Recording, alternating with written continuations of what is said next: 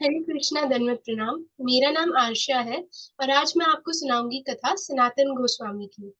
सनातन गोस्वामी और उनके दो भाई संतोष और अनुराग, ये तीन ये तीन अ, सन सनातन गोस्वामी सन 1438 में पैदा हुए थे। कलकत्ता के अमीर मर्चेंट के घर में। सनातन गोस्वामी और उनके दो भाई बहुत स्मार्ट थे। उसी समय नवाब हुसैन शाह, जिनके कोर्ट में दरबारियों की कमी थी, उन्होंने सुना कि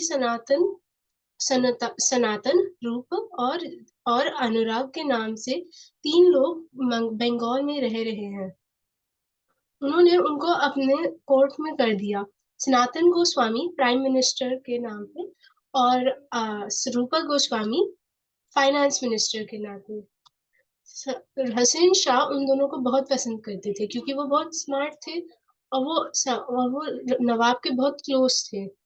सनातन गोस्वामी रूपा गोस्वामी को मुगलों के साथ काम नहीं करना था। हुसैन शाह ने उनको बहुत बारी बोला, तो जब उन्होंने बार बार मना किया तो हुसैन शाह ने बोला, अगर तुमने मेरे साथ ज्वाइन नहीं किया तो मैं हिंदुओं को मारूंगा। अब इस थ्रेट के अंदर वो क्या करते, और फिर उनको काम करना ही पड़ा। एक दिन जब सनातन गोस्वामी और रूप गोस्वामी स्क्रिप्चर्स को पढ़ रहे थे, तो उनको रियलाइज हुआ कि चैतन्य महाप्रभु ही भगवान थे। ये जान के वो दोनों डिस्कनेक्टेड हो गए अपने काम से। उनको ये काम करने का कम था और संकीर्तन मूवमेंट ज्वाइन करने का मन ज्यादा था। तो क्या तो उन्होंने जब सुना कि चैतन्य महाप्रभु राम के लिए आ रहे हैं, तो सनातन गोस्वामी, रूप गोस्वामी और अनुराग तीनों गए राम के लिए। जब उन्होंने चैतन्य महाप्रभु को मिला, वो सब बहुत खुश हुए। उन्होंने बोला, प्रभु, अब हमको यह काम नहीं करना, अब हमको आपके साथ ही जाना है। तो चैतन्य महाप्रभु ने बोला, हाँ, तुम जाओगे, जाओगे तुम मेरे साथ, बस थोड़ा सा सब्र करो। तो सनातन गोस्वामी बहुत डिजायरस थे कि कब मैं उनके साथ जाके कर सकता हूँ काम, कब मैं भगवान की संकीर्तन मूवमेंट में इंक्लूड हो सकता हूँ। तो जब रूप गोस्वामी चले गए, तो अब सनातन गोस्वामी का डिजायर और भी बढ़ गया। उनको अब बिल्कुल भी काम करने का मन नहीं था। उन्होंने बीमार होने के नाते घर पे रहे और संतों को बुलाया, आप मुझे श्रीमद् भागवतम सुनाए इस बात पे। तो जब नवाब हुसैन शाह, जो सनातन गोस्वामी को अपने छोटे भाई की तरह समझते थे, उन्होंने बोला, अरे, मेरे छोटे भाई कहाँ हैं? मेरे पास उसके लिए बहुत जरूरी काम है। तो उन्होंने कुछ सैनिकों को भेजा सनातन गोस्वामी के घर देखने। उन्होंने बोला, महाराज, सनातन गोस्वामी तो बिल्कुल ठीक है, वो घर में बैठ के श्रीमद् भागवतम सुन रहे हैं। तो हुसैन शाह सनातन गोस्वामी के घर गए और उन्होंने बोला, अरे छोटे भाई, ये तुम क्या कर रहे हो? चलो चलो, मेरे पास एक बहुत अच्छी स्ट्रैटेजी है जिससे हम जगन्नाथपुरी पे अटैक कर सकते हैं। सनातन गोस्वामी को जगन्नाथपुरी पे नहीं अटैक करना था।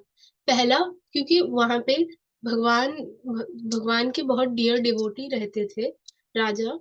और दूसरा, क्योंकि वहां पे अभी चैतन्य महाप्रभु थे। तो जब उन्होंने ये बोला और हुसैन शाह को पता चला, अरे, अब तो सनातन गोस्वामी को बिल्कुल नहीं करना ये काम, तो उन्होंने उसको कैद कर दिया। सनातन गोस्वामी कैद होके भी अपने विट्स नहीं लूज किए। उन्होंने एक बारी सैनिक को बोला, मुझे मक्का मदीना जाना है, दुनिया की सबसे होली प्लेस। अगर तुम मेरे को जाने दोगे तो तुमको बहुत सारे स्पिरिचुअल बेनिफिट्स मिलेंगे। उन्होंने उनको बोला कि अगर मैं आऊंगा वापस, मैं तुमको 7,000 सोने के सिक्के दूंगा, और मेरे को जाने दो तो तुमको भी स्पिरिचुअल बेनिफिट्स मिलेंगे। ऐसे कर करके उन्होंने गार्ड को कन्विंस कर दिया और गार्ड ने उनको जाने दिया। सनातन गोस्वामी ने गार्ड को बोला कि वो नवाब को बताए कि वो गंगा में गिर के डूब गए थे। तो अब सनातन गोस्वामी और उनके असिस्टेंट ईशान जाने लगे ज, जाने लगे। तो सनातन गोस्वामी और ईशान जब एक दिन एक इन में रुके हुए थे, तो सनातन गोस्वामी ने देखा कि इन और कुछ लोग, इनके ओनर और वहां पे कुछ लोग एक दूसरे को देखे जा रहे थे, उन पे इशारा कर रहे थे। उनको एक गट फीलिंग आई कि कुछ खराब है, दाल में तो कुछ काला है। तो उन्होंने ईशान से पूछा, ईशान क्या तुम्हारे पास कोई पैसे हैं? ईशान ने बोला, हाँ प्रभु, मेरे पास 7 सोने के सिक्के हैं जिनसे मैं आपकी सेवा करना चाहता हूँ। सनातन गोस्वामी ने बोला, जाओ उन डा उन उस इनके ओनर को दे के आ जाओ। इनके ओनर बहुत सरप्राइज हुए, क्योंकि एक्चुअली उसके और डाकुओं के बीच में एक डील थी कि जब भी कोई कस्टमर आए जिसमें पैसा हो, रात में डाकू जाके उनको मार लेंगे जब वो सो रहे होंगे, और फिर उनके ओनर और डाकू दोनों बीच में पैसा बांट देंगे। तो वह बहुत शॉक्ड हुए कि सनातन गोस्वामी को ये बात कैसे पता चली। तो उन्होंने अपने ही आदमियों को सनातन गोस्वामी और ईशान के साथ भेजा, ताकि वो उनको एस्कॉर्ट कर सकते हैं उनकी जर्नी में। तो बीच में जब सनातन गोस्वामी जा रहे थे, उन्होंने फिर से देखा कि ये डाकू हमको ऐसे क्यों देख रहे हैं। उन्होंने पूछा, ईशान कि तुम्हारे पास अभी भी कोई पैसे हैं? ईशान ने बोला, हाँ प्रभु, मैंने सिर्फ एक ही सोने का सिक्का बचा के रखा है जिससे मैं आपकी सेवा करूं। सनातन गोस्वामी को बहुत गुस्सा आया। उन्होंने बोला, ईशान, तुमने मेरी बात नहीं सुनी? मैंने तुमको बताया ना, हमारी जान इस बात के खतरे में हो सकती थी। ये तो मैंने तुमसे अभी पूछ लिया, इससे पहले ये डाकू हमको मार दे। जाओ, अगर तुम मेरी बात नहीं सुन सकते तो तुम मेरे साथ नहीं रह सकते। उन्होंने ईशान को भेज दिया। अब सनातन गोस्वामी अकेले जाने लगे। जब वह जा रहे थे, तो जब वह झारखंड में थे, तो वहां पे एक प्लेग एपिडेमिक था, और रास्ते में उन्होंने एक कंटामिनेटेड वेल से पानी पी लिया। जब उन्होंने पी लिया तो उनकी पूरी बॉडी पे फोड़े होने लगे, पस भर गया, और वो बहुत दर्द में थे। पर वह फिर भी गए, और जब वो चैतन्य महाप्रभु से और जब वो पहुंचे, तो वो बहुत बुरे कंडीशन में थे। उनको बहुत बुरा लग रहा था। तो इससे पहले उनके जो ब्रदर इन लॉ थे, वो उनको मिले थे। उनके ब्रदर इन लॉ मिले थे उनको। उनके ब्रदर इन लॉ को उनको ऐसे देखने में बहुत बुरा लगा। तो उन्होंने उनके उनके ब्रदर इन लॉ ने उनको एक एक्सपेंसिव बर्मीज ब्लैंकेट दिया था। तो जब सनातन गोस्वामी वहां पे पहुंचे, तो चैतन्य महाप्रभु, जिन्होंने अभी अपना खाना खत्म किया था, उन्होंने उन्होंने उस डिवोटी को बोला जिनके घर में वो रह रहे थे, जाओ बाहर देखो, वहां पे एक डिवोटी खड़ा होगा। जब वो बाहर गए तो उन्होंने देखा कि वहां पे कोई नहीं है, बस एक आदमी जिसने ब्लैंकेट ओढ़ रखा है, बहुत एक्सपेंसिव। तो वो वापस गए। उन्होंने बोला, नहीं, वहां पे कोई डिवोटी तो है नहीं। चैतन्य महाप्रभु ने बोला, वहां पे कोई भी है? तो उन्होंने बोला, हाँ, एक फकीर है। तो उन्होंने बोला, उन फकीर को बुलाओ, वही एक बहुत बड़े डिवोटी है। तो जब जब सनातन गोस्वामी वापस आए अंदर, तो चैतन्य महाप्रभु ने उनको गले लगा दिए। सनातन गोस्वामी ने बोला, अरे प्रभु, ये आप क्या कर रहे हो? ऐसे तुच्छ प्राणी को आप कैसे गले लगा सकते हो? चैतन्य महाप्रभु ने बोला, सनातन, मैं अपने आप को प्यूरिफाई कर रहे हो। तुम इतने प्योर हो कि तुम हजारों सोल्स को प्योर कर सकते हो। क्योंकि सनातन गोस्वामी ने मुगलों के साथ काम किया था, उनको हमेशा लगता था कि वह बहुत नीचे नीची जाति के जीव थे। तो जब जब सनातन गोस्वामी जाए थे, उन्होंने पहले दिन खाना खाया। दूसरे दिन वो भिक्षा मांगने लगे। चैतन्य महाप्रभु बड़े खुश हुए। सनातन गोस्वामी ने नहाए, और उन्होंने सिर्फ इतने कपड़े लिए जिससे वो अपने आप को कवर कर सकते हैं। वो बिल्कुल और कुछ नहीं लिया। बाकी सारी चीजें वो भिक्षा मांगते थे। बस एक चीज चैतन्य महाप्रभु देख के अभी भी थोड़े अपसेट हो रहे थे, ये एक्सपेंसिव ब्लैंकेट।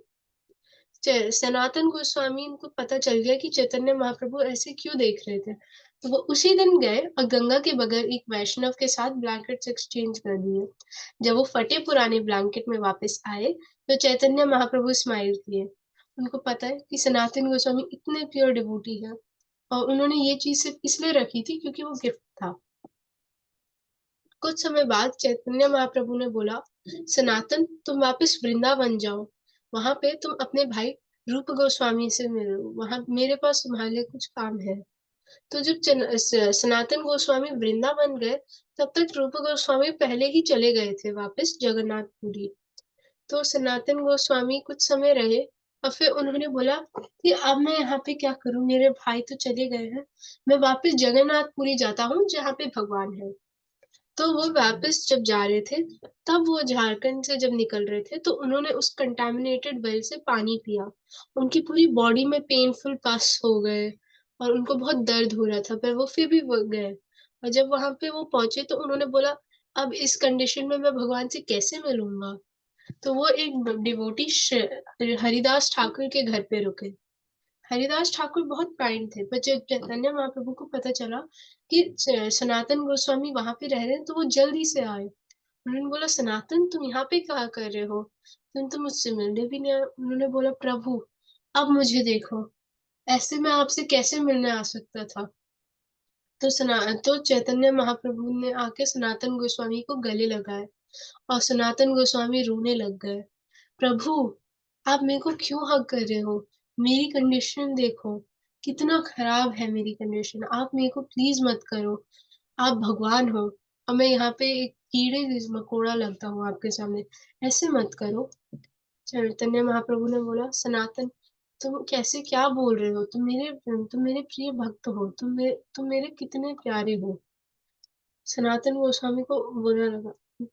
सनातन गोस्वामी बहुत खुश हुए इस बात पे, पर उनको बहुत उदासी भी हो रही थी।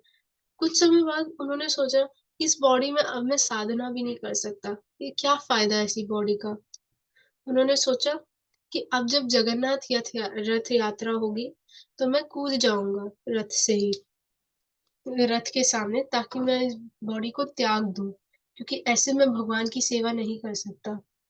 सनातन गोस्वामी को जैसे ये बात पता चली, उन्होंने सनातन गोस्वामी को जिससे साइड में खींच लिया और बोला, सनातन ये तुम क्या कर रहे हो, तुमने कहा था ना तुम्हारी बॉडी तो मेरी ही प्रॉपर्टी है, कैसे तुम मेरी प्रॉपर्टी को अभी डैमेज कर सकते हो, मेरे पास अभी तुम्हारे लिए कितने सारे काम है, ऐसे ना करो सनातन। सनातन गोस्वामी फिर से रोने लगे कि भगवान कितने दयालु हैं। कुछ समय बाद जब हरिदास ठाकुर को डिजायर आया कि सनातन गोस्वामी अपने डिजीज से फ्री हो गए, तो चैतन्य महाप्रभु, जिनको अपने सारे डिवोटीज के थॉट्स पता होते हैं, उन्होंने सनातन गोस्वामी को इमीडिएटली क्योर कर दिया अपने डिजीज से। तो एक बार क्या हुआ, जब सारे गोस्वामी थे, तो सनातन तो चैतन्य महाप्रभु ने उनको इंस्ट्रक्ट किया, मेरे पास आपके लिए एक काम है, आप सब वृंदावन जाइए और वहां पे भगवान के ऊपर किताबें लिखिए, उनके पुराने खोए हुए मंदिर ढूंढिए। सारे गोस्वामी वापस जब वृंदावन गए, तो सबने काफी सारी किताबें लिखी। सनातन गोस्वामी ने भी काफी सारी किताबें लिखी, जैसे श्रीमद् भागवतम, जो श्रीमद् भागवतम परीक्षित महाराज ने अपनी माँ उत्तरा को सुनाई थी, उन्होंने वो श्रीमद् भागवतम परीक्षितम लिखी थी। और ऐसी काफी सारी किताबें भी लिखी थी। पहले सनातन गोस्वामी एक दो दिन ही भी एक दिन में एक ही बार भिक्षा मांगने जाते थे और उनका काम हो जाता था। अब उनको हर दिन जाना पड़ता था, क्योंकि भगवान को भी भोग लगाना होता था। तो वो जाते थे, तो जो भी उनको भोग मिलता था वो राइस खिलाते थे भगवान को। अब उन्होंने सोचा कि भगवान को सिर्फ रोटियां तो नहीं खिला सकता, तो अब वो फ्लावर और जो पानी होता था यमुना का, उसको बना के बाती बनाते थे। एक दिन भगवान ने बोला, अरे सनातन, क्या ये हर दिन टेस्टलेस बाती खिलाते रहते हो, थोड़ा सा नमक तो डालो। सनातन गोस्वामी ने बोला, हाँ हाँ, आज तो तुमको नमक चाहिए, फिर कल तुमको चीनी चाहिए होगी, और फिर उसके बाद तुमको घी भी चाहिए होगी। मैं इतनी सारे अरेंजमेंट्स कहाँ से करूंगा, तुम्हारे लिए सामान लाते लाते मैं पूरी दुनिया के साथ अपनी ऑब्लिगेशंस कर लूं। उन्होंने बोला, अपनी अरेंजमेंट्स खुद करो। तो भगवान ने स्माइल किया। कुछ दिन बाद एक मर्चेंट थे, वो जा रहे थे और उनकी शिप नदी में फंस गई, क्योंकि नदी का पानी कम हो रखा था। तो वो पूरे विलेज के पास गए, उन्होंने बोला कि हम कुछ नहीं कर सकते। और वैसे ही एक डार्क स्किन बॉय आया और उसने बोला, आदित्य द्वादश आदित्य तिल हिल के नीचे जाओ, वहां पे तुमको एक सेंट मिलेंगे सनातन गोस्वामी, वो तुम्हारी मदद कर सकते हैं। उन्होंने बोला, तो मर्चेंट भागते भागते सनातन गोस्वामी के पास गए। उन्होंने बोला, प्रभु मेरी इस नाव में सारा सोना, स्पाइसेस, ये सब कुछ है, मैं क्या मेरी मेरे को बचा दो।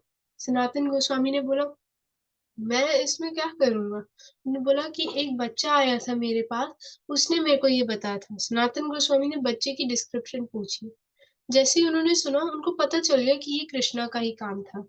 उन्होंने डीटी की तरफ पॉइंट करके बोला, ये देखो, मैं तो तुम्हारी मदद नहीं कर सकता, पर ये जरूर कर सकते हैं, आप इनसे पूछो, और अगर ये चाहें तो वह आपकी नाम निकाल देंगे।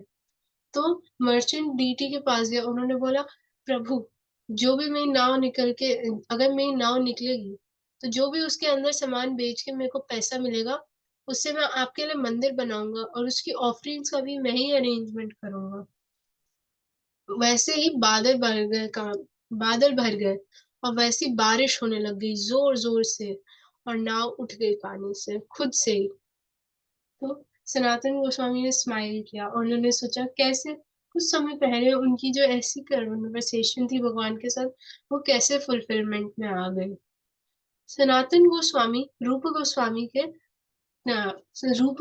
के मास्टर थे, spiritual master.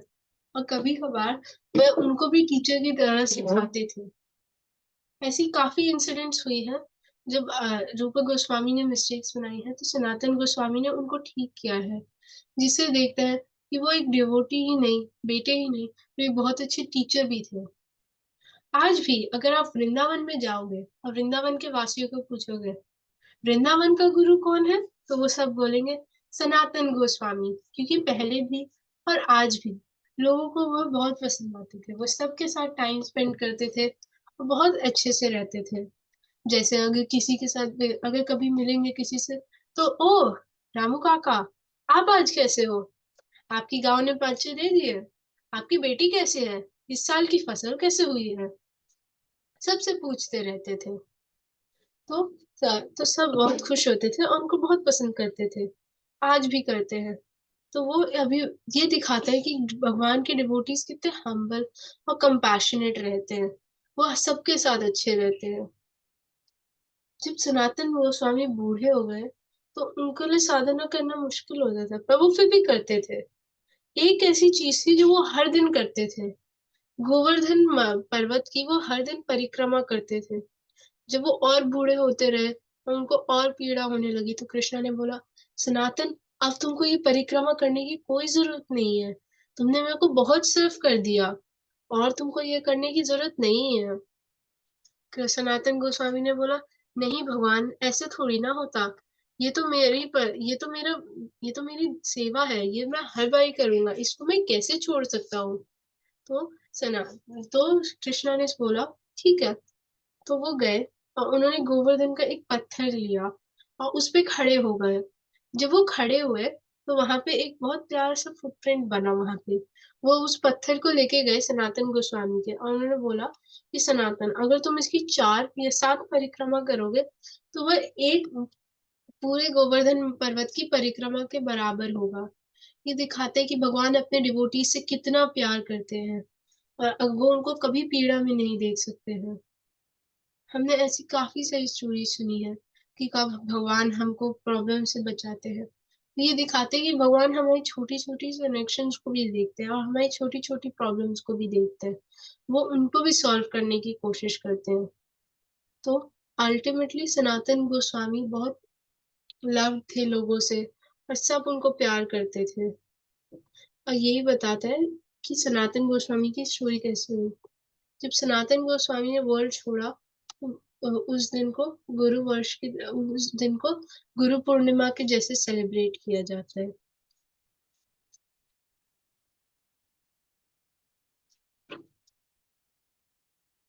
Hare Krishna. It's done. Yes माता जी। Thank you so much, Arsha. It was a wonderful lecture.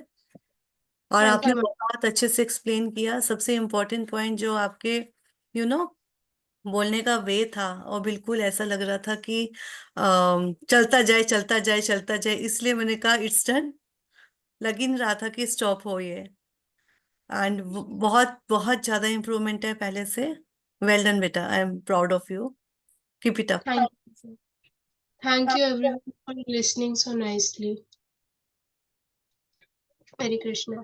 हरे कृष्णा। बेटा बहुत बढ़िया बोला आपने, बहुत अच्छे से एक्सप्लेन किया। God thank you bless. माता जी। थैंक यू माता जी। हरे कृष्णा, हरे कृष्णा, हरे कृष्णा। हरे